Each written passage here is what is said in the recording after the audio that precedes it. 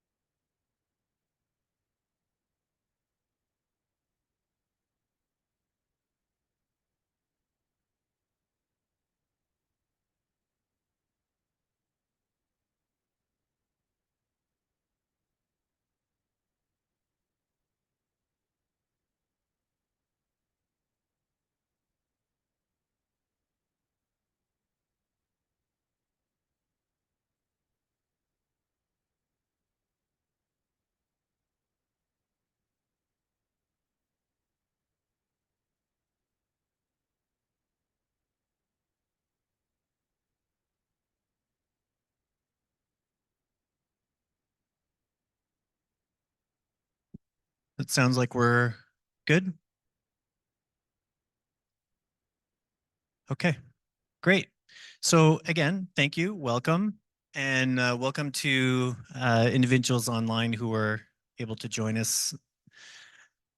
Tonight is obviously about the Slocan complex fires, and specifically we're paying attention to that area within the Slocan Valley. So we're going to talk about the Nemo fire that's on the west side of the lake. We're going to talk about the fire that's been affecting the Comonco fire, formerly Aylwin fire, and then what's happening in the south of the lake on the Mulvey fire and Ponderosa fire. Sometimes we trip ourselves up and we talk in fire numbers. We're going to do our best. So if we do that, just give us a wave and remind us to talk about fire names, and we'll definitely do our best for that. What we're hoping to do in terms of a structure for tonight is going to be very similar to previous info sessions that we've done like this, where we're going to offer a presentation from BC Wildfire Service, and they're going to speak about fires, some of the tactics and strategies that they're doing, some of the resources that they have in place from BC Wildfire Service's perspective. And then the RDCK, so myself, will offer a presentation. I don't have a Skookum one like this, so I'll just kind of do it verbally on the evacuation alerts, orders, and the other part that was a little bit different from last time is that we've had some challenges with online. I want to acknowledge it. It's not been super easy. So if you have watched an online presentation or joined an online meeting before, we know that we've had challenges. They can be better, and we're trying to rectify a lot of those as we go. So for this time, same structure in terms of the presentations happen, and after the presentations, that at that point we'll ask for questions, and our speakers list will be essentially the individuals that stand behind this microphone, and we're going to address their questions as they come along. For those of you who saw, we also asked the folks who are joining us online to submit their questions ahead of time, because what we heard is that they felt that we overlooked their questions. And what we were trying to do with the Cherie was sitting next to me, was moderate the online. And I'm saying all this because some people online are hearing it again. So for you guys, you folks are already here, obviously. But Cherie was compiling those questions and then passing her paper over to me, and I would be talking to Mark, and we were seeing what we were able to answer and what had been addressed in the presentation. Tonight, we want to make sure that we are doing that. So I think there were 90 questions that were submitted. We did theming to those questions, tried to summarize them, and we've got them clustered into different themes. And we'll be addressing those as much as we can through our presentation. So if you did submit a question online and you don't hear me actually read out that question, we're hoping to try to do it in the presentation as much as possible. And then for individuals in the room, the structure is the same. So you'll come up at the end of the presentations and be able to ask your questions. So our aim tonight is the same as before. We're going to aim for 60 minutes, but we're going to go up to 90 minutes with that hard stop at 90 minutes to make sure that we're able to answer as many questions as possible. And I mean, I say this every time. I think last night or 2 nights ago, we talked about being soft on people, hard on the facts. So we're all people here, and I really feel for you. I know a lot of people. I've got a dashboard that tells me how many days you've been evacuated, and I stare at that all day, every day. And it's our collective goal to make sure that we're keeping people safe, and that's why you're still out of your homes for a lot of you, and keep our responders safe. But we haven't forgotten you. We see it on our dashboards every day, and we have that goal of getting you back into your homes. So I know you've come here to hear about what's happening with these fires and what we're doing. So without further ado, I'm going to pass it over to Carly, who's going to start her presentation.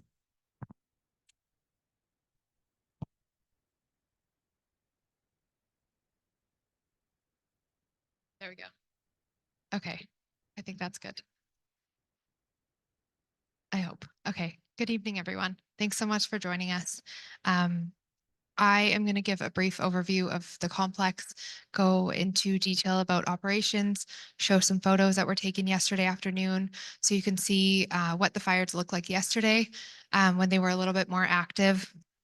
And I will do my best. I appreciate the questions in advance. I'll do my best to answer as many of the operational questions during my piece as I can. And then I will turn it over to Mark to answer any remaining questions. Yeah, I do want to start by acknowledging, I know I've spoken to many of you, and I do really appreciate you reaching out. A big part of my job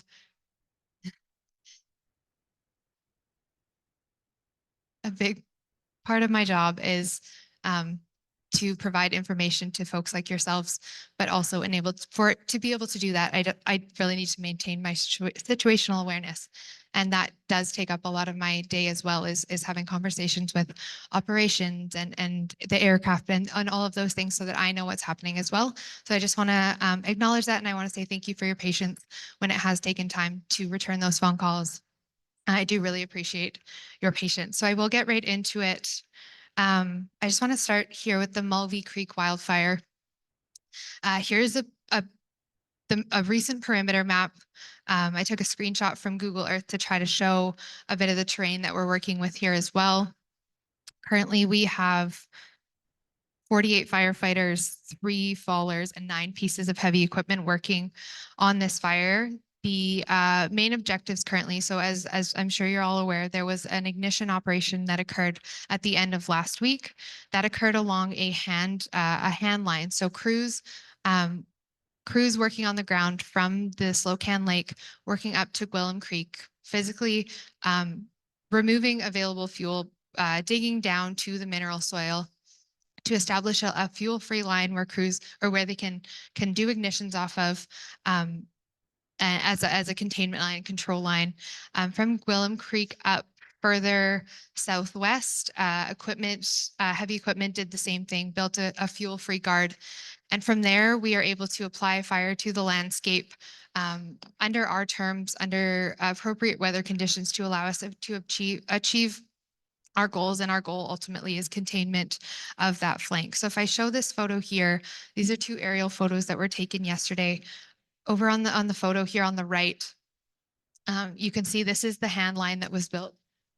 Oh, you can't see my cursor, but if you look at the photo on the right, you can see that hand line that was built. Crews built that over a couple of days. A lot of work goes into that, and then fire was applied along there to essentially burn into the existing fire. As you can see, there's a lot of green trees still left in there. The objective is to do a kind of low intensity ground fire to clear out the understory, reduce the ladder fuels. Those are the things that allows the fire to make its way up into the canopy. And then when wind picks up, we see significant fire growth and fire movement. Our objective is to clear out those ladder fuels to reduce the risk of trees candling and ultimately spreading when the wind does occur. On the photo on the left here, you can see more of that's the equipment line that was built there. So similar strategy as I mentioned, just a little bit more heavy duty where equipment is able to work effectively. You can see there as well. There's you can see where the fire burnt above the containment line, but there is no fire, no active hotspots south of that containment line. So that's what we're looking at now. Currently, the fire does continue. I'll go back to this slide. The fire is active currently in this draw right here and on this slope. Just fortunately, you can't see my cursor, but just if you're looking at the right, sorry, the right-hand side photo, that small little spot that you can see that kind of tipped over, that's a pretty shaded area. So we haven't seen much activity, much growth in the past couple of days. The fire continues to smolder along that face. There's possibility that we'll see spotting over, and if that does occur, there could be some northward movement, but most likely towards the northwest. Overall, again, as you can see in this photo, mostly smoldering hotspots in that area. And then again, the other area where we do have active fire, of course, along the northern flank where we don't have containment currently. And then here, which looks to us like the north, but that would be the southwest section of the fire. Crews are working to extinguish hotspots, to solidify the guard. And then there's an area that they're just trying to build a bit more guard to tie it all the way in to really secure containment on that southeast and that southwest corner. But overall, things are going really well. Crews now are working from that fire perimeter, working up to 100 feet in and extinguishing all remaining hotspots so that, like I said, so that we avoid potential candling and potential movement. So overall, things are looking really good on the Mulvey Creek fire in terms of the ignition operation that happened and that entire west flank, the east flank that is adjacent to Slocan. If I move over to the Nemo Creek fire, I have a couple different photos here. This one's a full overview, and then this one over here is just the kind of the north half. What we've seen in the past couple of days. I wish you could see my cursor, but that northernmost edge right there where the fire comes down and makes a bit of an L, it's been kind of smoldering around in that spot, but we really haven't seen any considerable growth. It's moved maybe about 500 meters in the past few days. We did have quite reduced fire behavior over the weekend because it was so smoky. That did help to bring temperatures down quite a bit and also help to bring humidity up. So that really reduced fire behavior in between about Friday and Monday. Yesterday, when the smoke cleared, fire behavior did pick up. But overall, the fire is still kind of smoldering around, just hung up on that ridge there, but we're not seeing significant growth towards the north. At the moment, there is the potential for the fire to move further south. If we do get strong northerly winds, in speaking with the fire behavior specialist, we are talking about potential for about 500 meters if we get the right winds and on a clear day with the hot temperatures. But even that, he was thinking, yeah, less than a kilometer, potentially up to a kilometer, but more likely about 500 meters. But as it stands right now, that is the most active flank. And we did have northerly winds today, but did receive a little bit of rain. So helped to moderate things as well. And I will show you some photos that were taken yesterday. So the photo on the left, that's the south flank of the Nemo Creek fire, and then this photo here on the right that is taken of the northern edge. And this was about 2:30 yesterday afternoon. So that's when things were a lot more active when the smoke cleared. As you can see, it was a pretty clear day. So if I move over to Comanco, again, I'll show some photos where we're at right now. So on Sunday was when the Aylwin Creek and the Comanco Creek wildfires merged in at Enterprise Creek. There you can see that one spot. As it stands right now, overall fire behavior is pretty low. On the entire west side of the highway, crews are continuing to work to patrol. As I mentioned with Mulvey, one of the key pieces in containment from our perspective is working from that perimeter, working our way in, extinguishing all remaining hotspots along the perimeter. So that's they physically go in there, dig up any ground that is smoldering, any hotspots that remain. So that is happening along the highway. Crews are working to extinguish hotspots as they do pop up. But overall, fire behavior west of the highway is pretty low, and you'll see that in the photos that I do share next. Where we are still seeing more active fire is on the up the Enterprise Creek drainage. Along that steep slope up there, you can see the really rocky area just south of there. That's where the fire was quite active last night. I do recognize during the day you can have better perspective as about how far the fire is, but at night it is almost like an optical illusion. Things look a lot closer. The fire looks a lot closer at night than it does during the day, but it was in fact most active on the furthest perimeter from the highway itself. And then the other area where we are seeing fire activity is where it jumped the Enterprise Creek drainage. There is that old burn there from, I believe, 2007. So in areas where there was significant fire impact back then, there's a lot less fuel for this fire to burn.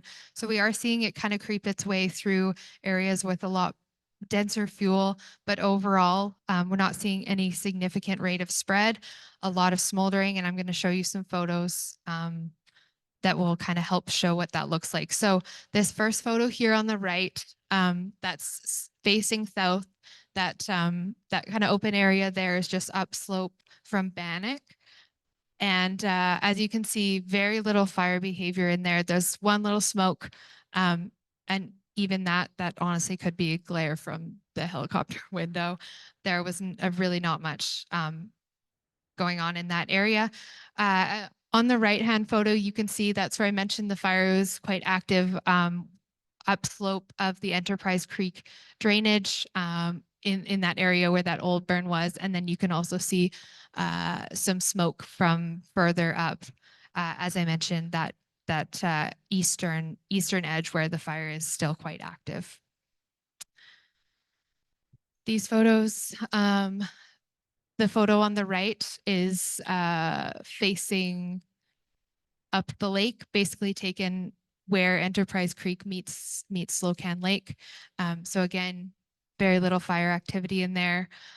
You can see that there was areas where it did burn more intensely, but also there's a lot of quite green trees in there as well. So it was still pretty patchy. But looking over at the right-hand photo, this is upslope from the highway where the fire is kind of making its way across that steep slope there. Like I said, it's kind of creeping into areas where there's denser trees, but there is a lot of rock base on there as well. So it's likely going to keep doing that. It's pretty steep slopes. It's pretty high risk to put crews in those areas. It's just not possible. But where it is feasible and not creating more risk using helicopters and aircraft when we are able to fly is an option that we have available to us. So I just want to go back to the perimeter as well and just touch on this the top left corner where you can see that little finger along the top of the ridge. We were doing bucketing operations in there yesterday where it did increase in activity a little bit as well. The intent of those operations was to just limit spread, slow progression, and cool that fire down to reduce the likelihood of it making its way down the slope. That was going to be continuing today, and a guard has been completed. A machine guard has been completed that runs up the slope, kind of north, I guess, east of Red Mountain Road. And then today they were going to be doing some small scale hand ignitions just to clean up the available fuel in those little areas where the fires kind of come down a little bit less organized between where the guard has been established and the current fire perimeter.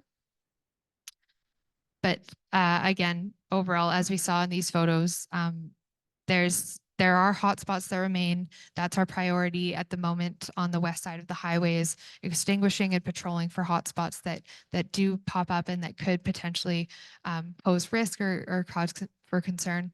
And then at the moment on the Comanco Creek wildfire, we do have 74 firefighters and 14 pieces of heavy equipment working. And then we have a large contingent of structural firefighters, about 114 assigned to the entire complex. And their role is to go do constant active patrols, patrolling for hotspots, testing and refueling sprinklers and structure protection equipment, and then undertaking fire smart work. So that means that they will remove any fuel from around a structure that has the potential to ignite from an ember. So they'll maybe remove combustibles. If you have furniture on your decks, things like that, that will be removed. That's their job, is to do what they can to protect structures from ember cast when winds pick up. And if I move over to the Ponderosa FSR, I will show some photos as well, but just want to highlight a couple areas. So in this, you can see those two spots, the two lowermost points on what would be the west flank of the Ponderosa fire. Those are the two spots where the fire did naturally make its way down to the guard that has been established. That happened on Sunday and yesterday when the air was clear and the fire had more exposure to oxygen and direct sunlight. We saw that pick up as well. And that's where crews are working, doing some small scale hand ignitions to just bring the fire to the guard so that it doesn't happen in an uncontrolled manner. So really good work's happening in there. And that will continue, especially in those two areas. I'll show a photo next that shows this was just looking down the lake at what that looked like yesterday. And you can see those two spots where it had reached the guard on Sunday, just creeping down the mountain. And I think this photo here it really helps to show kind of what we're looking at here. So you see that area kind of horseshoe shape in the middle. Those are more juvenile tree species that hold on to more moisture. So we're not seeing as much fire activity in there, but on both of those points, there are about a 2.5 kilometer stretch between those. That's where we're seeing most active fire and where the fire is continuing to creep down, kind of slowly backing down, but also rolling, burning debris does ignite fires below. And the reason that those two are more active is just more mature tree species and a lot less moisture in those two areas. So as you can also see here, the machine guard that has been established. So initially we had talked about looking to do an ignition operation similar to Mulvey, potentially Monday, but we really just didn't have conducive weather for those operations. A big piece of that is wind direction, wind speed. A number of factors go into those decisions. We were hopeful that Monday there would be a window of opportunity, but unfortunately that just didn't happen. We had thunderstorms in the forecast, and when these ignitions do occur, it's under conditions that will allow us to achieve our objectives. And our objective here is to to put fire on the landscape that will burn at a lower intensity to try to clear out that understory, that underbrush that I talked about earlier, prevent the fire from moving into those ladder fuels and kind of growing more in an uncontrolled manner. So we're looking at potentially tomorrow that operation could begin. As it stands right now, there's been a significant planning process that goes into this, and it would be a matter of doing this over a few different sections. So it'd be broken down into a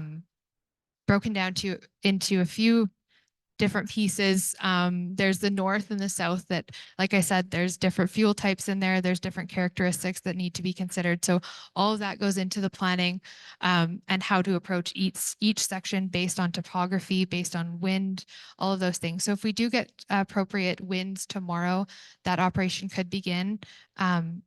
Before an operation like this does happen as well, we do test burns to see how the fire will behave.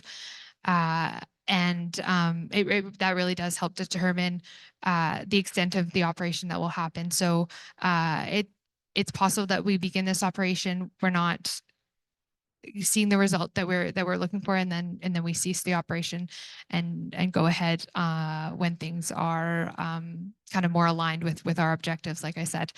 So that could begin as early as tomorrow. It really ultimately just depends on the weather, and that'll be communicated when that does, if and when that does happen. I just want to make sure before I hand the mic over to Mark that I've touched on as much as I can.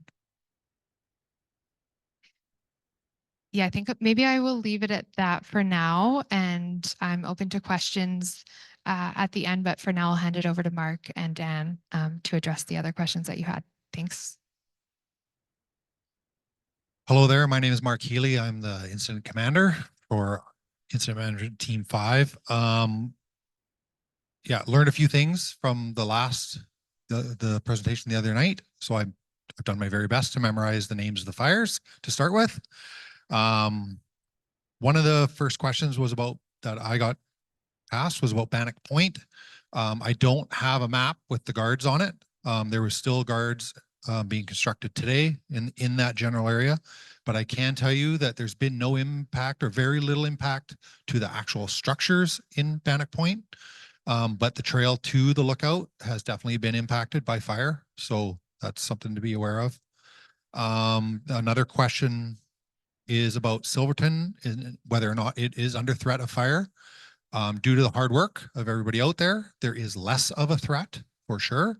But there is still a threat. And we're doing our very best to make it so that there is no threat to this area. And we are in constant conversations with the EOC and Dan and his group to make those determinations and make a plan of when alerts and orders will be lifted. So that's something we work on every day. We talk actually multiple times a day sometimes. So there is a question about, can we expect a new IMT every 14 days? So yes, you can expect a new IMT every 14 days.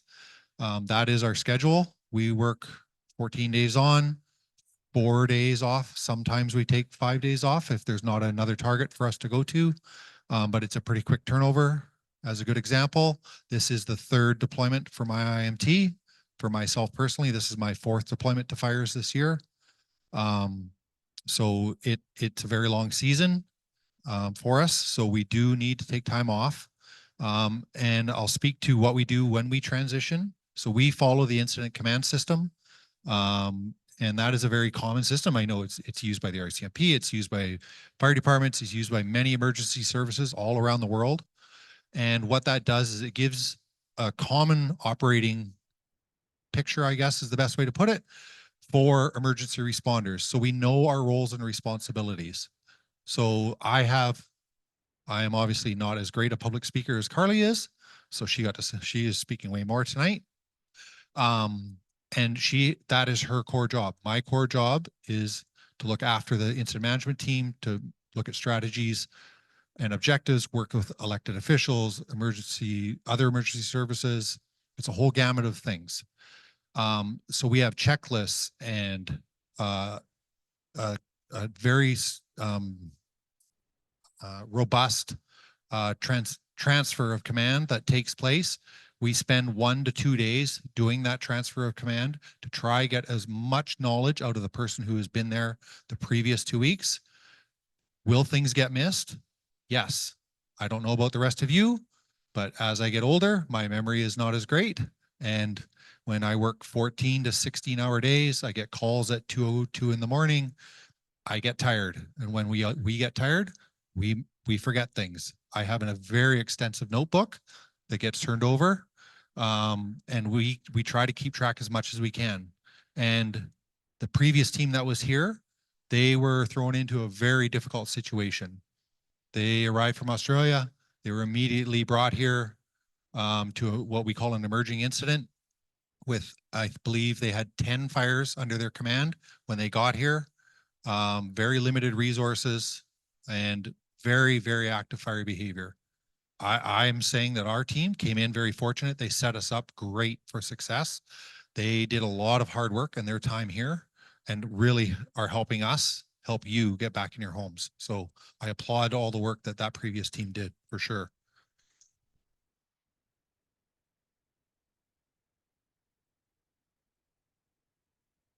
Why are backburns used in such volatile fire situations? So we use ignitions every day on the fire line. Sometimes it can be from our constructed guards, it can be as short as 1 to 2 feet. Sometimes it can be hundreds of meters. Sometimes it can be even further because we cannot safely put people between where the fire is and where it is safe to build that line. Constructing a 12-kilometer line like we did on the Ponderosa fire, it takes multiple days. So we have to plan ahead. We have to be ahead of where the fire is going to be when we can complete the line, develop a plan, and have success so that it's safe for our people to be there, and it ultimately makes it safe for people to return home. So, you know, it's a big challenge. It's not a simple process. There's a lot of thought and care, and there is fire science that is put into those decisions. So it's not a fly by the seat of your pants kind of thing. And it's something that it falls to me. I have the ultimate responsibility as the incident commander. We have I have a great team that works with me to help make those decisions. It's not my sole decision whether or not it happens, but it is my responsibility. So, yeah, I think I'll pass it to Dan now. I think there's a few that he's got on the list. Thanks, Mark. I mean, it's helpful to hear all the fire science that goes behind the decisions that are being made when it comes to an evacuation alert or an evacuation order, because we take it very seriously. BC Wildfire takes it very seriously. We're not wanting to displace anybody just because. It's about that primary piece around that first #1 job around safety for personnel and residents who are living there. Evacuation orders haven't changed. So regional district is the one that will, based on the recommendation from BC Wildfire Service, puts those evacuation alerts and orders in place. Those haven't changed. So up here, we know that the west side of Slocan Lake, adjacent to the Nemo Creek fire, is still on evacuation order. The village of Silverton and north of that and area H of the regional district have moved to an evacuation alert since last time we were up here. And then south of the village of Silverton, there's regional district area H that's in that affected area. And as well for, so area H, so that Red Mountain Road down to Enterprise Creek, and then Enterprise Creek continuing down to village of Slocan, and both on the west side and on the east side of Slocan River. All those are still on evacuation order for reasons of safety. And like Mark said, we talk several times a day to be able to understand, is there a shift that needs to be made? And we try to give each other heads ups as early as possible. So we were very fortunate to be able to do that when it came to the village of Slocan. We found out the night before that residents were going to have to leave on the next day. We're trying to do the same kind of thing when it comes to anything that would be happening in the future. So on when evacuation orders will be rescinded, we're trying to get a heads up so that we can make sure that we've got all our ducks in a row to be able to be ready to welcome you back into your communities as soon as we can. So the other part that we do is obviously ESS, so Emergency Support Services, sorry, the acronyms, that are available for evacuees. I just want to say right out the gate that the 3 reception centers that are available tomorrow are here, Knox Hall, New Denver, and then in Caslow at the Legion, and then in Castlegar at Selkirk College in Castlegar, and that's going to be from 10 to 2. Today was a big day for a lot of the evacuees because you had to go in and do renewals. So that's what happened for a lot of folks. So we saw that coming, and I haven't heard all the reports from the different reception centers, so I'm not sure how many people were able to make it in, but we tried to staff up as much as we could. Up here in New Denver, I think we had 4 individuals who were here, people that came from Crawford Bay. And ESS are volunteers, so they show up. They're not being paid when they're there. They train throughout the year. They get their certification. So I'm just really grateful that they're able to be up here and supporting as best as possible people that have been evacuated. There's been some questions about what can we get as evacuees? What is part of emergency support services? And that is, it's on a needs basis. So when you go to a reception center or you register online and you start filling out the tool that they have to assess those needs, where you fill in your information, depending on what you need, there's supports that are from accommodations to food, to toiletries, to clothing, depending on what you need. Some people we know had to leave in the middle of dinner or just in the middle of their day without being able to grab as much stuff as they would have liked. So emergency support services are there to try to make someone at least, we can't quite make you whole. We can't give you everything that you had, but we're trying to make you at least comfortable and able to be in an uncomfortable situation as much as we can, of course. There's been the other part that the RDCK is responsible for is maintaining those safety areas. So safety areas for BC Wildfire Service crews. So you've seen roadblocks that are established, and that's to maintain that safety piece. And we manage the temporary access permits, and we collaborate with BC Wildfire Service, where we talk again several times a day about temporary access permits. So we've got that online tool where anybody can go on who are evacuated from that specific area and say, I would like to enter into that evacuated area. And there's three reasons that you can put down on that form that have to do with getting critical medications or health related items. And also if you need to check on pet stock or livestock, and also for you, there's another line in there for folks who run utilities to make sure that they're able to manage those utilities. So those are the 3 reasons that you can put on your form. And then we work with agencies like the RCMP. In some cases, we've had our volunteer firefighters that are coming in also to escort residents back to their residencies for one of those reasons. And we know that it hasn't been consistent throughout. And we know that we've had issues where some individuals seem to have received preferential treatment, where they're just showing up and able to get in on a specific day. We have done our best in the last weeks to try to refine that process and make sure that there's equity and fairness to the people that are using the system that's in place. And I'll throw in here, and I'll say it a couple times. The EOS, I'm here as one person most nights because on some of these nights, there's other things that are going on that we need to be attending to, but I represent a team of about 15 to 20, sometimes 25 people that are in the EOC working under the same command structure that Mark was talking about, that incident command system, so that we can have that, what did you call it? A common operating picture? So that we know how to talk to each other and we know how to work together. So they don't end up being here because they're busy working. So I want to represent them as well so that you know that that is happening, because it's one of the questions that we got is, you know, are you guys understaffed? Are you able to reach out to other organizations to come and fill the EOC? And we're really well staffed. So all these individuals work within the regional district in regular day jobs, and we bring them into the EOC throughout the year to do practice, to see how we're working together. We have quarterly meetings with agencies like the RCMP for preparedness and make sure that we have that common operating picture and that we have relationship, so that when I call Sean, he knows, oh, it's Dan, he's at the regional district, and that we can have that relationship, so we have that shorthand when we need to get things done.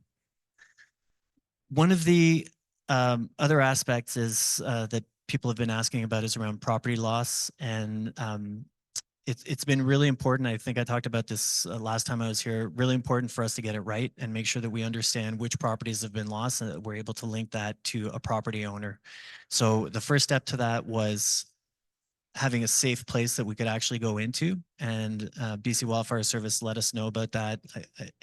My days are blending, so it might have been at the end of last weekish, and we were able to get rapid damage assessment assessors into those areas and look at the properties that we had questions about whether or not there was loss.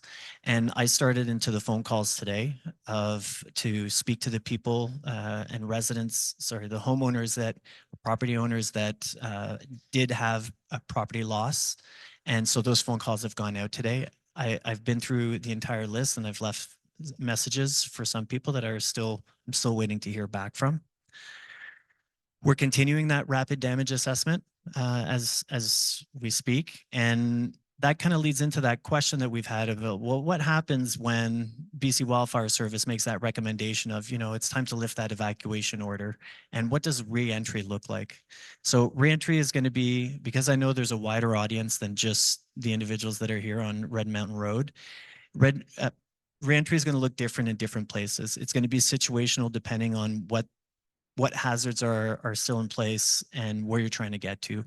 What the RDCK is going to be doing is putting out a guidance document on reentry when we get to that point, so that homeowners can look at that and have a really clear understanding of what to do with, if you've got any debris, if you've had, we know up here there's been some properties that have had extended power outages. That creates all these other things like, what are we going to do with our freezers? What are we going to do with our fridges?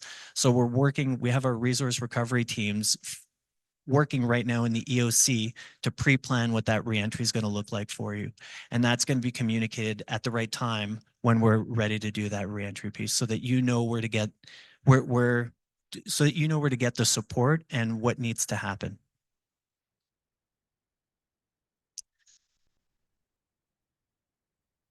So the other part, that one of the questions that we had was around communications and why aren't we communicating more? And communications, I'll be very transparent, it's kind of tricky, because for some people, there's enough communications. For other people, there aren't enough. And it really depends where you're getting your information. So some people are online and they know that we have a Facebook account and we're doing as frequent posts as we can with the information that we have and that we know. And we get a lot of information from BC Wildfire Service. Carly puts out an amazing daily info bulletin with her team that speaks to, I think it was you and your team that speak to all of the fires, what BC Wildfire Service is doing. And we don't know that without having that interagency conversation. So we repost and reshare at least once a day what Carly's team puts out. We also do a summary at the end of the day, RDCK info bulletin. We've been doing that since July 20th. Where we repost the information, just in case individuals are looking at our site and not at BC Wildfire Services site. We're trying to put in as much information as we can out there. We reach out to our local media. We've had really good coverage at least for a good period of time on radio from CBC, CTV. We've had some global, we've had local radio in the Kootenays, which has helped us get the word out as well. And we do our media releases that speak to the evacuation orders, the evacuation alerts, and also when we're ready to resend anything. There's been some questions, and I occasionally look at social media, and I know that there's frustrations, and people ask, well, why isn't there more information coming out? And I would say we're sharing all the information we have, and people have said, like, are there policies that are out there that say you're not supposed to tell the public any of this stuff? We don't have those kinds of policies. There's been other questions saying, well, why aren't our regional or elected officials from either a region or from depending on which municipality you're in, some elected officials are very upfront, or not upfront, but forward facing and have a lot of information, and whereas others don't. And the elected officials who are doing that, I would just say, like, they're not spokespeople necessarily. So they're taking that extra task and doing an incredible job of it. For some elected officials, they don't have either the knowledge or the capacity to be able to take in all the wildfire information and all the information that's happening and be able to redistribute that. The ones that do are incredible, and the ones that aren't doing that are pointing people to the other sources of information, like their RDCK website, BC Wildfire website, BC Highways website. So it's tricky for them. They don't always have the information, but it's not that they're trying to withhold it. Yay, Tanya. Tanya's been amazing. Mayor Gordon. Absolutely. I love it. I love it. I read her posts. Yeah, let's see. Anything else that Yeah, I think I'll leave it at that at this point. And Mark has one that he missed, so I'm going to pass it back over to Mark. Okay, so the one that I missed was what is or is not covered by BC wildfire claims process. So I'll be dead honest. I Googled BCWS wildfire claims, and it tells you all about it. And I know some people don't use that. That was like probably the third time I've ever looked at it. I fight forest fires. I don't do claims. I'll be dead honest, but that is how I found it. So I would suggest if there are claims that you are going to, if you return to your property and you see there was damage caused by wildfire operations, document that as thoroughly as you can. We do have a contact information. You reach out to them by email. They will assign someone, a claims officer, I believe their title is, to your case, and they will work with that, work through that with you. But my suggestion is just to document as best you can, both the damage that has occurred, but also the implications of that damage. I think that can really expedite the process. Yeah, it's not something I have any expertise in, but when I do, that's my suggestion. I think that can really help. And we do have some claims contact cards in the back as well. And then if we don't have enough cards, you can reach out anytime and I can get you that information as well.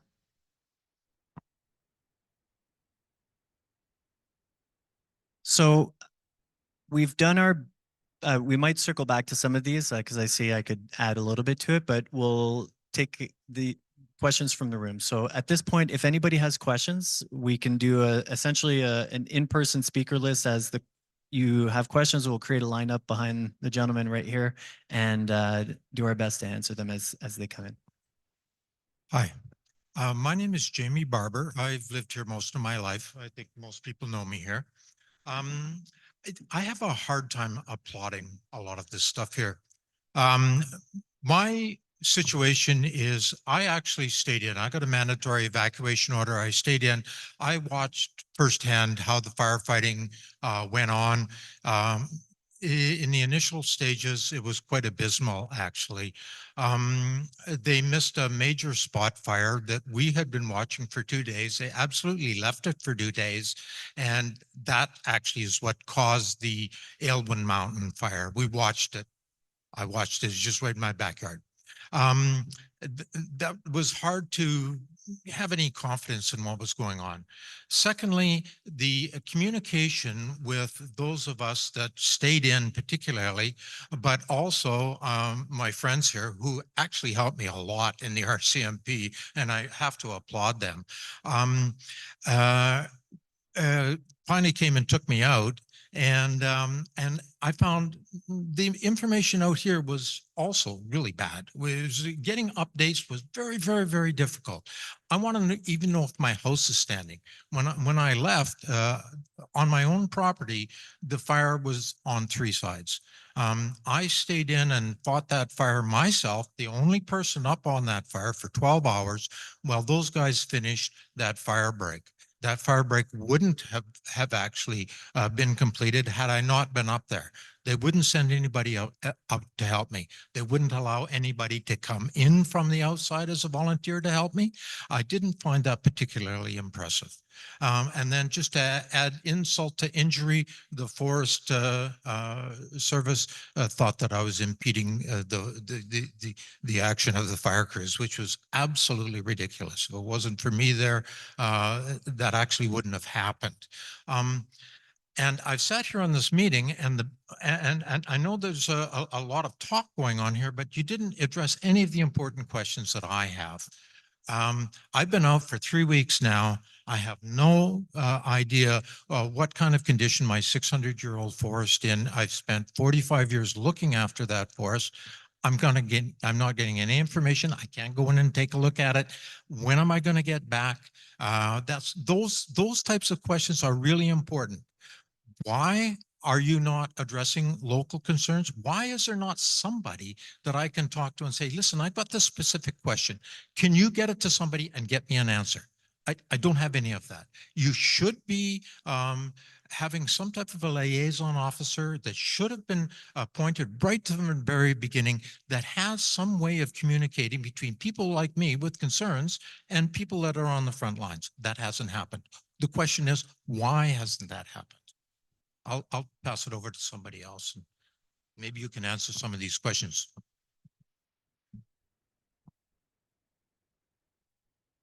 Yeah, I mean, I can speak from a comms perspective. And I can't speak specifically to what happened when these fires started because I wasn't here.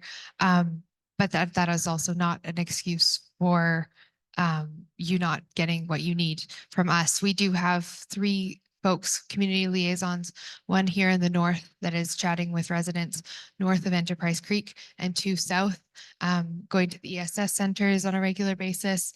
My contact information is online. Like I said, it's been challenging to respond to every phone call. I'm doing my best. But my phone number is online. My email address is online. And we are also handing out community bulletins, I believe in New Denver, and the ESN centers and such. The updates that Dan mentioned, I'm sending those out by email every day, but they are being posted, and my contact information is on there as well. I'm doing the best that I can.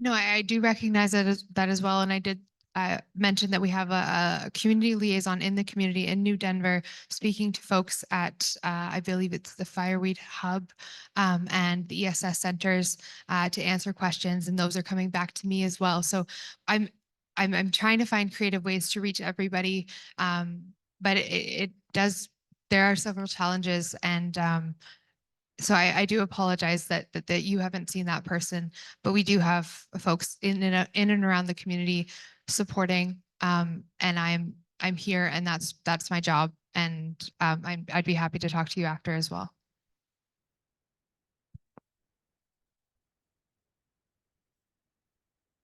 I also want to add, I get it that especially if you were still in the evacuation area, you get quite isolated in that kind of space. And that if you only have a landline, you don't have access to information in all the ways that we're putting it out there.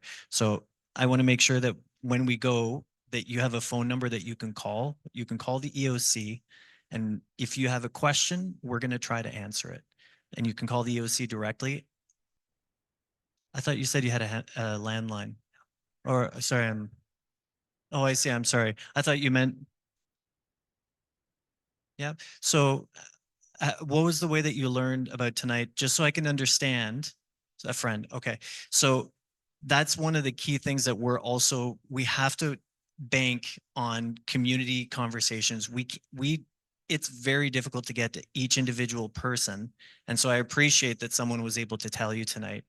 And I'm very hopeful that through exactly what Carly's talking about with the community liaison, that we can have more presence in the community.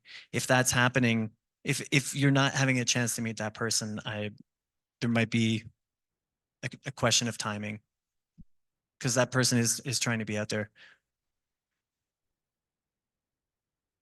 Into Castle. Okay. And yeah.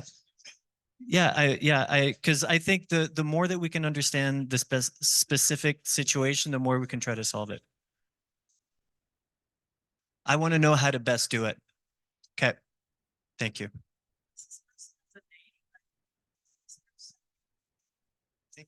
This person is standing in the room, so we'll get her to stand up.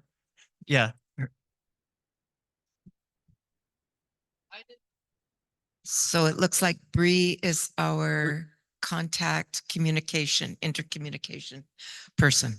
Liaison person working within BC Wildfire Service to be able to share information to the community and also listen and hear community challenges, to be able to pass that back to the different agencies that are responding to the fires. And Bree, are you hanging out at the hub? So Okay. Bree just said she's hanging out at the hub and the ESS reception center.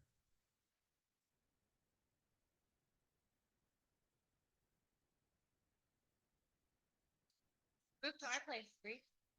We're open every day. Sorry, I didn't hear the questions, but if you have questions, do come up to the mic so we can hear them. We'll go back to the microphone, please.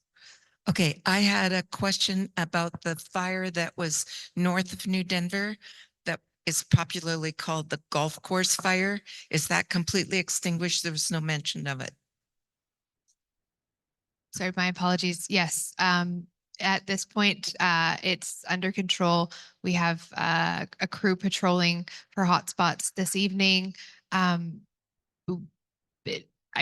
Should everything go as planned, we had a drone request in for a drone to do a low level scan. That drone does a full scan of the fire. It helps us identify any remaining hotspots that haven't been found by the crews. And then we use the maps to go in and extinguish those hotspots. So once we get to the stage of the fire, there sometimes we'll have 100 of those pop up. Crews will go out for the day. We can do another scan. We'll be down to 5 maybe. And then once it gets to the point where we know there's no heat in there, that fire can be called out, but it is under control. And last I heard they were patrolling the north flank the other day and they found one hotspot. So things are looking really good on that fire. We do have people there, but that's the phase of the fire that's the phase that we're in of that fire specifically. Thanks for that. The other thing is I have a suggestion that when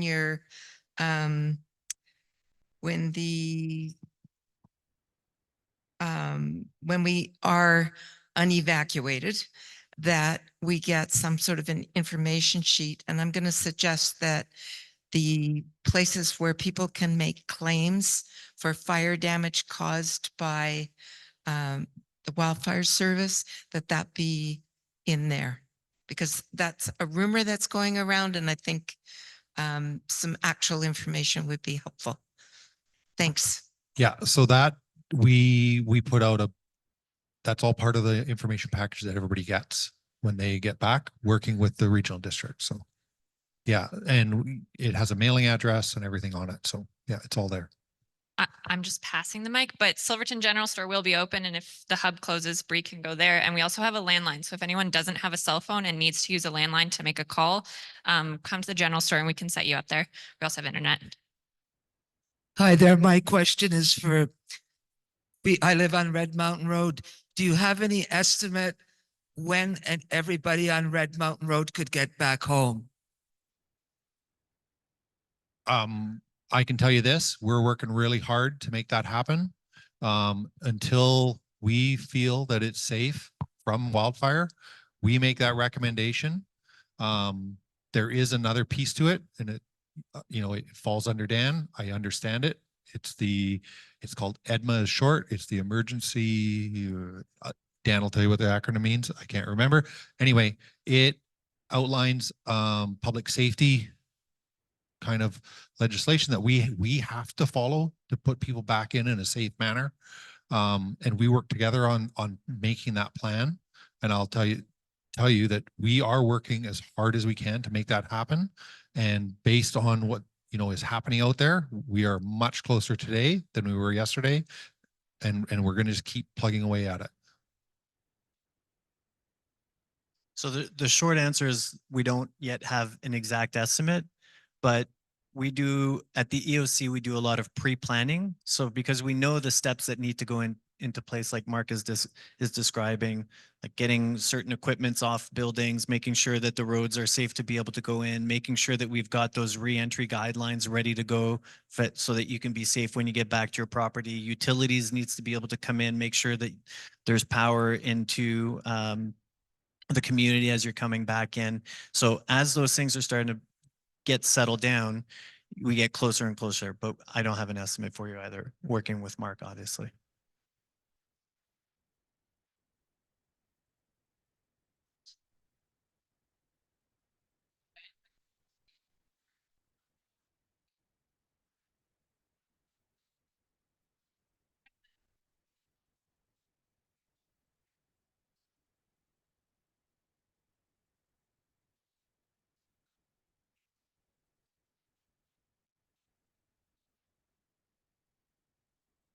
Yeah.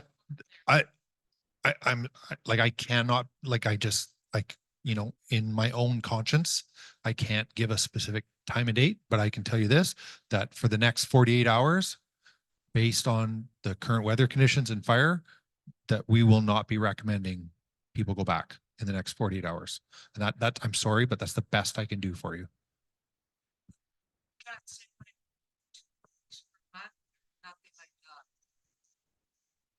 Sorry, I really wish I was better at predicting the weather and all the other things, but I can't predict that far ahead. That is the factors that come into play are way too immense.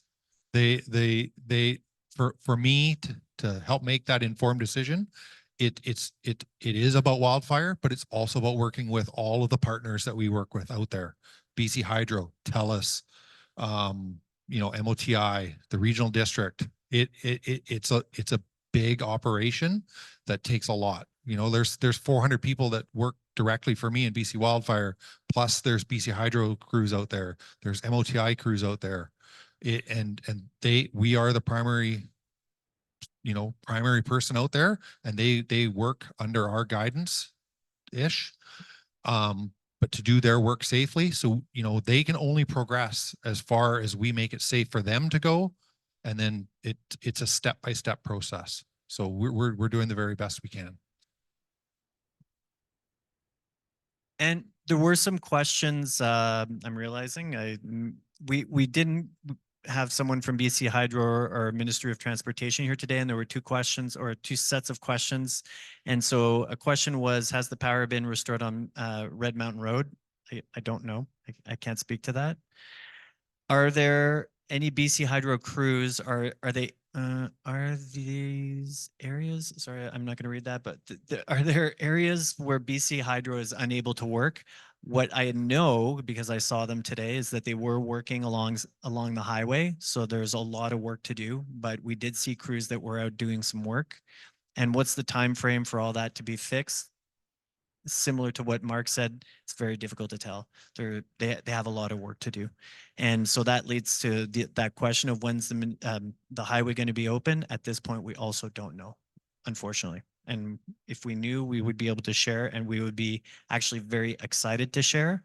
I would love to be able to tell you when we're going to open Red Mountain Road, when we're going to open the highway, because that uncertainty and that hope every day of like, maybe it's today, maybe it's tomorrow, is what I can put myself in your shoes and feel that that's exhausting and frustrating, and that uncertainty really would make me feel unsettled. So if I could tell you, if Mark could tell you, we would.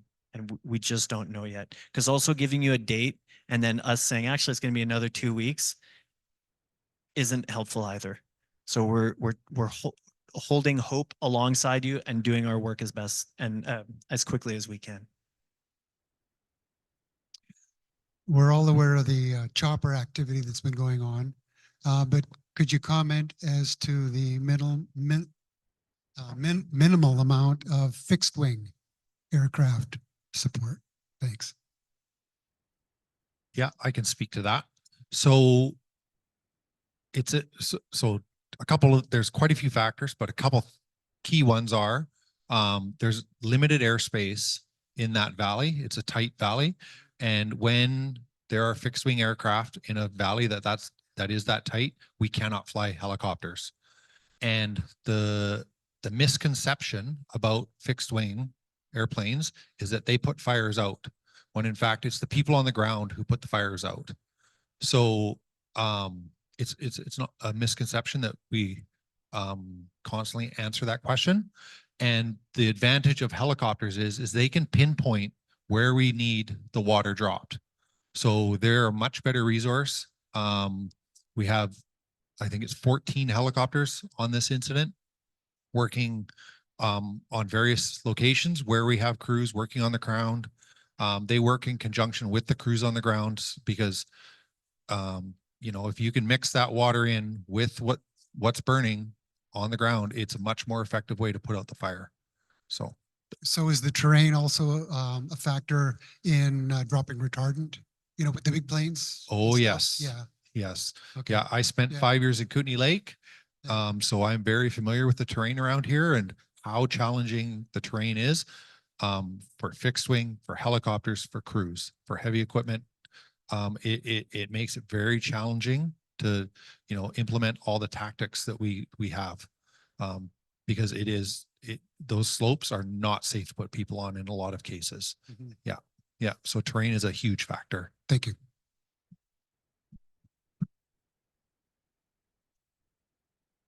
I appreciated your comment at the beginning that you're here to, can't remember what it was, just help and whatever. I was an auditor for a lot of years. The first thing we'd go into our client site, we'd say, we're here to help. That was the first lie. The second lie was, we're glad to hear you. That's what they told us. We're glad to see you again. I mean, all due respect, I've been through 2 of the meetings here, and I appreciate all the efforts that you're doing as well. I love the police and law enforcement and all that. I know Sally's a wild child here. She might, so it's important. They're here to protect you all. One of the things I'm not really interested is, you know, your schedule, your rotation, your hours that you work. We work hours too. I'm not really that interested in resources, and I appreciate that they're there. So I trust you guys. I don't really care about all the equipment that you need and how many heavy pieces of equipment you have. I know you put a road through my property. What I really care about is, where does the road go? I know that somebody driving up there saw big road going up one hill and one's on the south end, big road going up on the north end. I asked tonight, does it connect in the middle somewhere? I don't know.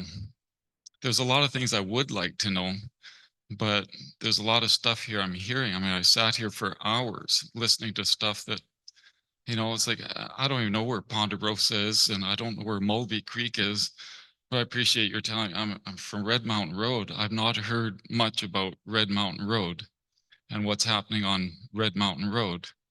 I'm kind of on the west side, Red Mountain Road.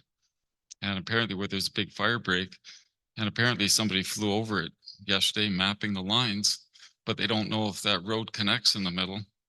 And I can't find out anything about it or who's going to clean it up when this is all over. I'd be more interested in that. Obviously, I've anything that I'm really interested in knowing, I just hear, I don't know, or I can't tell you that. I applied for an access permit, and day after day, I kept talking to somebody. And I said, I heard from my neighbors that there's a big fire break on our lot. It goes right across our lot. It's like, so I asked them, it's like, can you tell me where this thing goes? Well, I'll get back to you tomorrow. Next day, it was somebody else, didn't know anything about it. So we talk about you're sharing information that you shouldn't be, but to me, you're not sharing information that really affects me or affects my family or where we live. It's general information. I'm really happy. And don't get me wrong, I appreciate you guys. And it's, that's not it at all. So I appreciate what you're doing, but I don't need to know about the process for applying for access. I don't really need to know about the benefits that I'm going to get. I'm living in a church basement, sleeping on the floor. I don't need to know about, we're going to provide you a meal to make you more comfortable. None of that stuff matters to me. I really just want to know, when can I go home? And all the things that really matter to me, I come to these meetings hoping to hear something. It's like, I don't know, but I'll hear a lot of information that's, not relevant to me. And again, I appreciate you doing all that stuff. All the people you're collaborating with, all the partners you have, and maybe bring in BC Hydro and share some stuff with us. But it's not really telling me anything I really want to know. It's like, when can I go home? What have you done? Who's going to clean it up? And anyway, I don't know if there's really a question in there, but can you answer any of those things? Can you tell me, this fire break that goes through my lot, does it connect in the middle? Does it go entire way through, or do you just put a couple of breaks up the side? Who's going to clean up when it's all said and done? And I've already heard your answer about when can we go home. I kind of expected it. Yeah. Yeah. So what I can say is about cleanup. So if we do put fire guards through private property or even on Crown land, we do have a team that comes in. There is a planning process that goes into play, and through the local forest district, there is a group of people that come in, and we call it rehabilitation. So they work following, normal forest practices, and we try to put the land back so that there is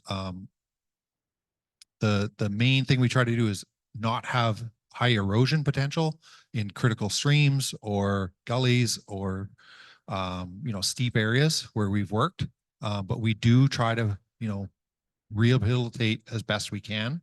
It of course won't be like it was the day before it happened, but we do the very best that we can with that group. So there is somebody that comes and does that work after the fire has been contained. So that part I can easily answer. I've already tried to answer the other one about when you'll be back.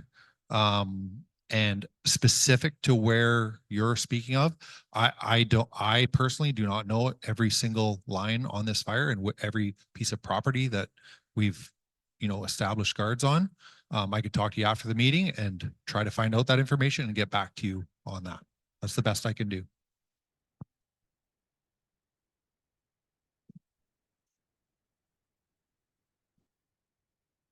It's me again.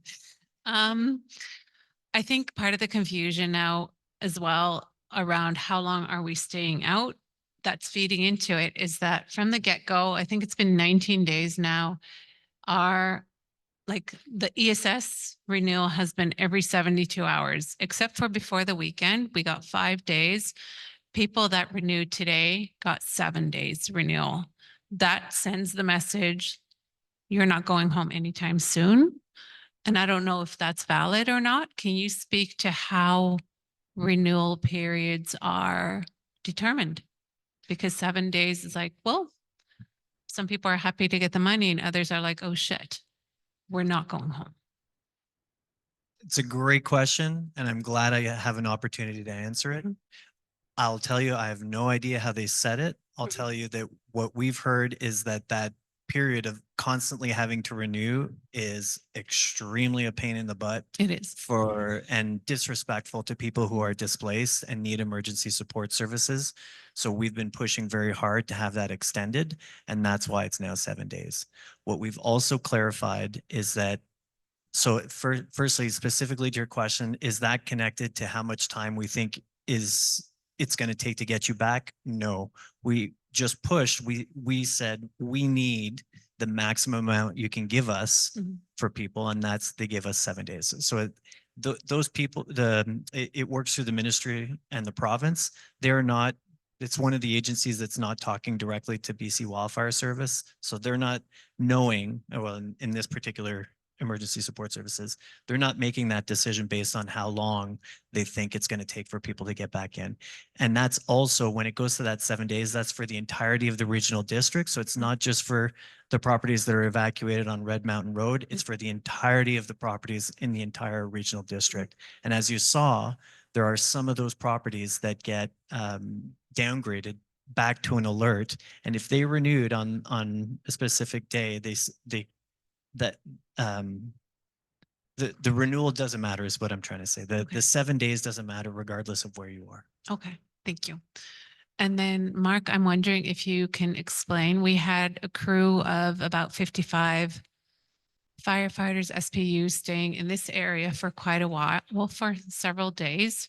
And then even though it sounds like there's still 74 people on the Comanco fire, they have all been moved to Winlaw, which is further away. So it uses up more of their time to get to our area. Why is that decision being made, or how does that make sense? Because it doesn't make sense to me. So honestly, it's logistics. Mhm. So we have to have a place to feed, wash, and, house those individuals. Okay. So, it's a big challenge when we have that number of people. And so in Winlaw, we've established a fire camp. Mhm. Okay. And what we have also done is we have, so our shift starts at, about 6:30 in the morning is about the first time, people leave camp and head out to the fires. And we have crews working right through until midnight. We found with the smoke, the way it was and the way the weather is right now, we found that between midnight and about 6, 7 a.m., the fires have actually been relatively calm. And they haven't been threatening buildings and such. But we also have, we have the RCMP out doing patrols. There's others out on scene, other security. So if there is a flare up or anything like that, we have immediate 24-hour response as well. So we have the ability, like I was awake at 2 o'clock this morning dealing with something, as a good example that, but honestly, it comes down to logistics of where we can, put people where we can feed, house, clothe them, everything. We give them all the services that they need. Right. So Because they were getting those here too. they Just they saying. they were, Yeah. but it was also putting strain on people who were evacuated. So we try not to tie up Mhm. accommodations where people get evacuated to. We do. That's why we established a fire camp, is one of the biggest reasons, is we do not want to take up spaces where we feel evacuees need to be, and where the closer they are to their homes and local communities, that's where they can get support. And we try to, help with that by taking our people and putting them in one central location. Okay, I think in this situation, it was actually helping economically because jobs were being created locally that had been lost and then they were taken away. So it was actually a loss when the firefighters left and when the SBU left, because they were supporting our little town. Okay. Okay. Just Yeah. something to keep in mind. Yeah. Thank you. Um, Thank you. Hi, I'm Iris. I'm resident of Red Mountain Road for 30 years. And I want to lend a voice to 3 groups here that I actually belong to. One of them is people with neurodivergencies. One is people that have very little money. And the other group is people that have animals. And these animals have been displaced now. To the first one, I would say that a lot of my friends on Red Mountain Road missed out on support, not only because they didn't have access to a phone or computer or email, but because they have neurodivergency that maybe doesn't allow them sometimes to be social or is really hard for them.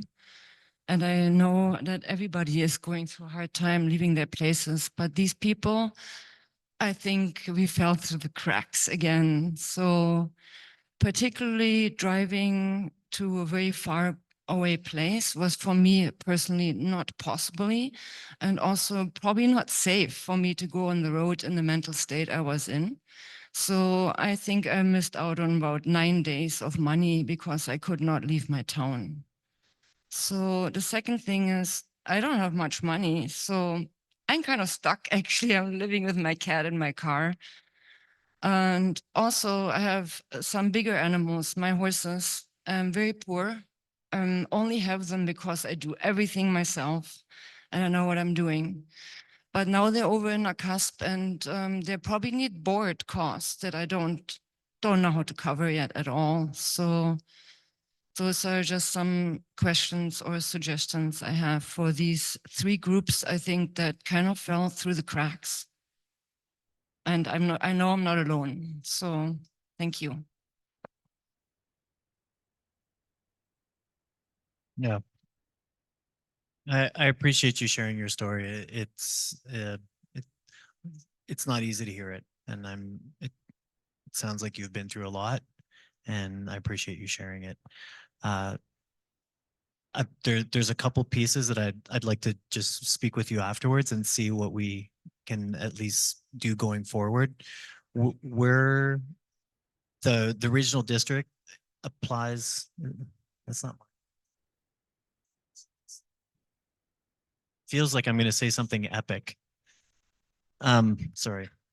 The regional district did hear that there were some people falling through the cracks, and we did recognize that, and it was an issue. I wish we could have done better at the beginning, and I don't have a good excuse as to why. What we did try to do in a course correction was to make sure that we had ESS volunteers in a reception center as close by as possible, because I agree, driving to Kaslo or farther is very difficult, very challenging. I have to do that road to go home as well, and it's far and it's dangerous. So we're trying to make sure that we have a center that's here to support people and answer questions when it's possible. When it comes to your animals and the boarding costs, let's have a conversation afterwards. I know I'm not extremely familiar with the agricultural recovery piece, but there are some supports that are available. And we have an agricultural liaison in our EOC now, and she would be able to have a conversation with you to see what is at least available in terms of supports for agricultural displacement. And you had a third piece that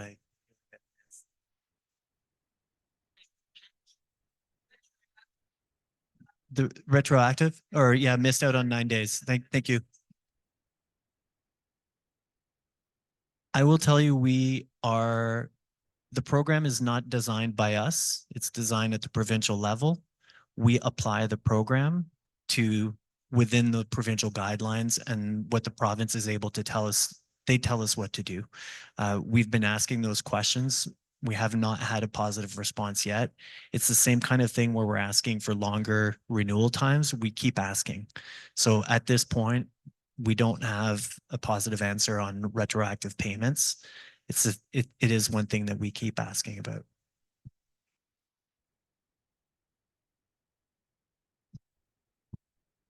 Hi, my name is Teresa Smed. I'm from Enterprise Creek, just south of Enterprise Creek. And I have a couple comments and a question.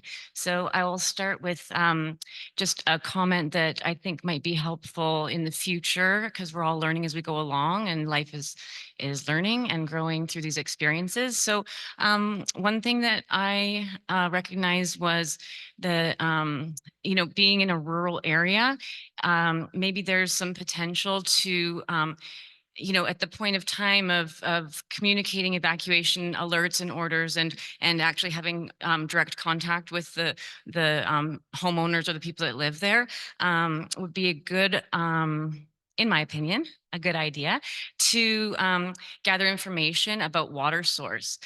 Because when you are in a rural area, it's much different than the city. And I know there's been where I am, has been like in the thick of it as far as the fires go, including a huge fire blowing up on our property last night. So it's not over. It kind of sounded to me like everything was super calm, but it's not calm in my world right now at all. But anyways, so back to the beginning when we had interactions and people were asked to leave the property, there's like we have access to like a dam with like unlimited gravity feed water. And just as an example, it's not the city center where you have limited water and you have to shut down the sprinklers because you don't want to consume too much, and etc. So perhaps that's something that I would throw out there would be to integrate gathering information about water source, especially when you're somewhere like this around a lake, tons of creeks, all that kind of stuff. And then yeah, I have a question about how, like, who's doing the structural support and how do you decide who gets structural support and who doesn't? Who gets the bladders, who gets the structural support, the sprinklers on the roof, and who doesn't? How does that get decided?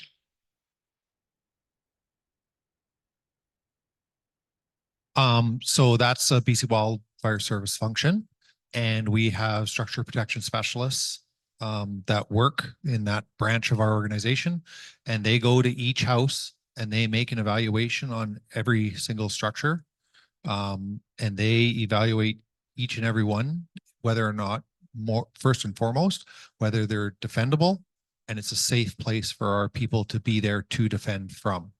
So this is an area where it has been a very big challenge, and it's almost no different all over BC, where in the rural areas, it is a very big challenge to sometimes defend some of the structures in the way that they're constructed and where they're constructed. So that is who goes and decides.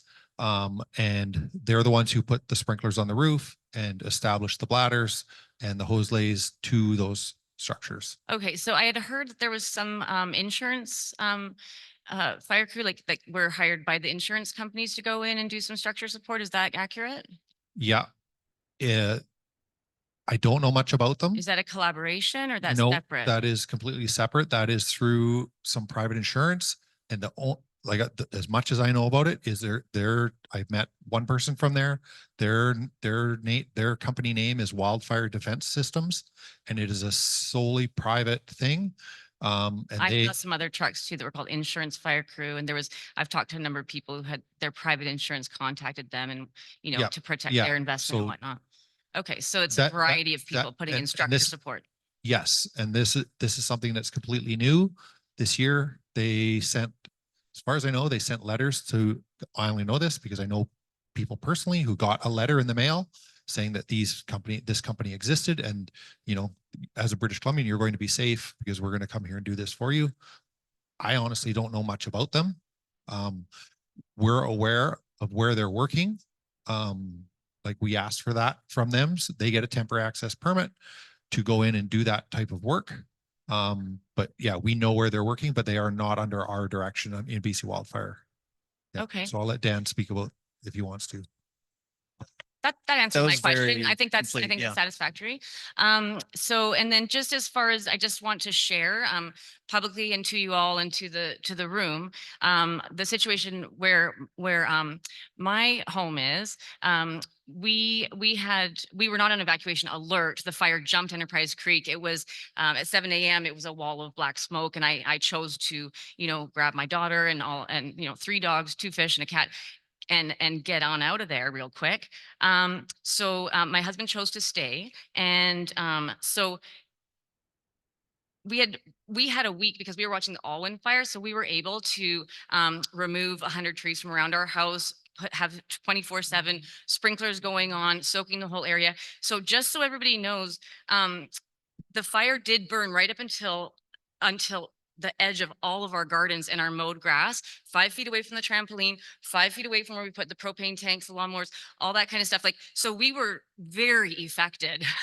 Like, we were in the thick of it. And so all the way up this side and that side of my property and gardens is burned. Now, I called a crew personally because I had the phone number of a manager because they had returned my dogs to me. And so I was able to call at 7 a.m. and say, hey, there's a fire in my backyard. And they didn't know about it. So that was good. So they sent a crew down. So they worked for about 5 hours on that day. And then after that, my husband was alone for 8 days until the Winlock crew came in 3 days ago, because Bree actually was super awesome. I met her at the Fireweed Hub. She connected us with management, got some help down there. My husband didn't even know what he was even should access or talk to or what was going on. He's just down there working his butt off 24/7, waking up every single hour, doing the perimeter of our property and our neighbor's property. And anyway, good for him. Way to go. But it was just I'm just been trying to put all the pieces together and go, how did this, how did this piece of the puzzle, get missed when it's literally he's surrounded in flame and spot fires 24/7. He's going around putting them out with wheelbarrows and buckets and trying to save these homes. And so I just wanted to share that. I don't expect a response or an answer like this is why it happened. I understand that sometimes there's things that fall through the crack. That's okay. I understand that everyone's doing the best they can with what they got. This is not a judgment of anyone or anybody's job or anything like that. I know everyone's doing the best that they can with what they've got. I just wanted to share our experience. We had a feller buncher drive through. So nobody came down to help, but they still drove a fire break and drove a feller buncher through our creek, which actually muddied up our creek and created muddy water for him to drink. And so now he's actually trying to put out the fires while he's having to go hike almost a kilometer to our intake to unclog it every couple of hours. And so it made his job 100 times harder. And that was actually, I've heard, I don't think they're supposed to drive a truck through the riparian zones as far as I know. I think so my experience, unfortunately, was not that great. But when that crew came in from Winlock, after the Australians left, because they drove a truck over a bunch of my potted plants, including an apricot tree that my daughter started from seed. That was super unfortunate as well. They had 20 feet to go. I don't know why they were, I have no idea why anyone would want to do that, but it happened. It's a fact. So there's been a bit of frustration there, but at the end of the day, Bree got in touch with management, crew shifted over, management showed up, talked to my partner, got a great crew on board, and they went 12 hours a day for 3 days. They worked with him. He was able to say, here, this is what's going on. This is, and it was so good for him. He felt so rejuvenated. It was awesome. And then last night, yesterday morning, he told them there's a hot spot right here in this field. Can you guys please go get that hot spot? I got to water my gardens. I'm going to do this. You guys get the hot spot. They're like, yeah, for sure. Well, they didn't get the hot spot, and that's what spread. The whole field lit on fire, and then it spread to the forest, totally out of control last night with all the winds. And so I'm just sharing that publicly because that's just the reality of what happened. So what I want is my situation. It's okay. My house is there. I'm so grateful. My gardens are there. But maybe, I know it's all work in progress, but I just want to share it because it's not perfect and there's room for growth. And I really hope that that when you hear things like that it will help make things better for the next time in the next town and the next fire. So, yeah. I can tell you, I've been doing this for over 30 years and I've never been to the same fire twice. I am constantly learning, and it's made me really appreciate my job because I hear stories like yours and I learn from that. I learn how we can better communicate. I learn how we can better do things better. So I really appreciate it. So thank you. And I appreciate appreciate all the hard Yep. work that everyone has done, and we're all in it together. We are one on this planet. Thanks.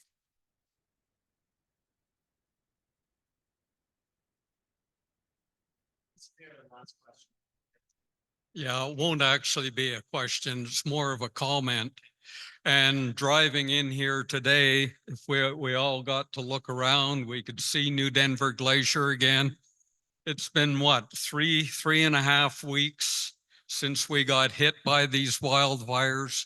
3.5 weeks of 20 and 30-degree weather. I want to thank BC Wildfire Service, all of the emergency staff, regional district, because it's been some damn hot slugging up there, and it's still yet to come. But I want to make a comment on their inability to be able to say when they can lift an evacuation order. Many of you were here in September 2011, a week before the Garlic Festival. Unpredicted, we got hammered with 120K windstorm. In New Denver alone, we lost somewhere around 40 trees, blown over power lines, over streets. So how can these folks make a prediction with fire on the slope and imperfect meteorological? They're here for our safety. They don't want to send you home and have something like that hit. Even with as quiet as things look now, if a 100K storm came in from the south, it would be a whole different picture. And I speak from over 50 years of fighting fire. And when I watched that windstorm sitting on my porch and seeing trees come down, my first thought was, holy shit, what would I do if I was on a fire and that hit me? Thank you. Just have a couple sentences. Could I make a couple sentences, please? I promise that I promise the people at the Knox Hall today who volunteered to help people apply for help for accommodation that I would mention to you that whoever you can mention to that they would get paid for their work. I just think depending on volunteers to distribute this very important help to evacuees is not a dependable way to do it. It's not a responsible, respectful way to do it to the volunteers who are doing a great job and travel distances and all that and take time from their life. I don't understand why everybody else can get paid, firefighters and yourself and police and all that. And this very important aspect of helping people survive outside of their homes with this fire is not being responsibly respected with depending on people to volunteer to do this job. That's my comment. I very much agree with every word that you said. So we're advocating for that at the regional district as well. Our regional district board submitted a letter right before all this stuff started to the EMCR, the Emergency Management and Climate Readiness Ministry. So with Bowen Ma, to ask for exactly the same thing. If nothing else, having like our volunteer firefighters who get a tax credit, having something that is a financial recognition for the amount of training that they do and the amount of time that they spend away from family supporting others is really, really critical. I agree with you 100%. We advocate for it. The regional district board advocates for it, and elected officials advocate for it. So yes, and I would say keep bothering your MLA to also advocate for it when she's in, is she here, I believe, in at the province. Thank you. I want to tell something to them, not to you guys, if that's okay. It'll be really fast. It's about the GoFundMe, because we've raised about $20,000 so far. And that money is going to go to Slocan Solutions, and they're going to set up a wildfire support committee. That committee needs to have adequate representation from the people who are most impacted, you in the room, right? Right now, I've had a few people from New Denver interested in joining, but we really need to make sure that it's got representation from those that are most impacted, from different genders, different ages, all those things. And I'm sure some of you won't see a Facebook post about it. So if you want to join the committee, contact Richard Johnson of SLOCAN Solutions or myself. That will be struck later, and that committee is going to help determine how to distribute those funds equitably. And there will be a way to provide suggestions on how those funds can be used, or if you need assistance yourself or your family individually, a way to apply for that. So just putting that out there for later. Thanks. That's amazing. Congratulations. Well, thank you all for coming tonight. We hope to be able to continue giving you information as it's becoming available. We are doing our best to make sure that that's getting out as soon as we know it, that you're knowing it as well. And thank you to everyone who joined us online tonight and to my colleagues on either side of us. Thank you all for coming.